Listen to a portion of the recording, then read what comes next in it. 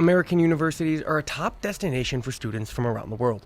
Drawn by quality education and high earning potential, some 1.1 million international students studied in the U.S. in 2024, an all-time high.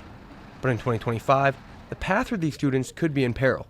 Since January, the White House has revoked and later restored thousands of those students' visas after legal challenges.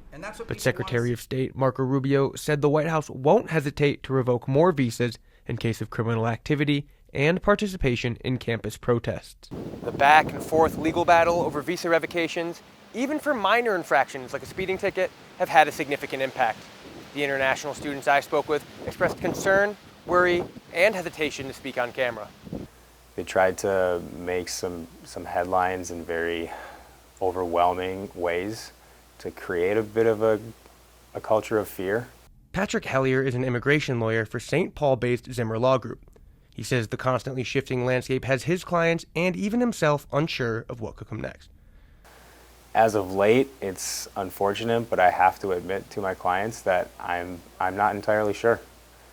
Things were this way last week. We just saw a headline this morning that makes us think that it's changed in this way. By tomorrow afternoon, there might be more stability in this specific issue. While news of deportations and revoked student visas loom in the United States, it remains to be seen what that will do to the aspirations of young people here, who make up the largest group of international students in the United States. People here in India's Punjab feel and see the allure of the United States from an early age. Their dreams are built on stories from relatives and social media images of a prosperous life in America. I love America. Punjab is the heart of immigration to the West, but universities draw from all over the country. I'm currently living in Pune. This is my dorm room, by the way. I connected with Swarn Pratap Singh over Zoom.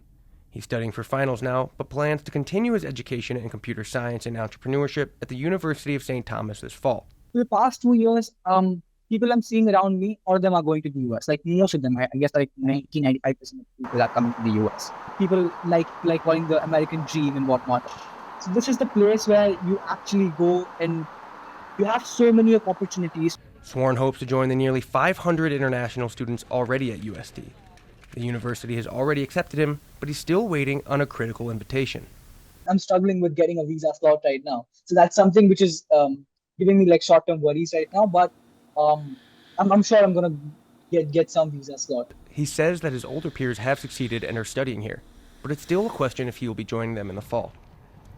The State Department has not said if it will limit the number of visas issued for the coming year, but it has committed to a policy of zero tolerance. I'm getting an impression that there is some sort of scrutiny happening in the US, and which the US is becoming kind of rigid with their boundaries, that who are we allowing in their nation? Like, yeah, I mean, kind of that, right? Does that worry you at all about your own future?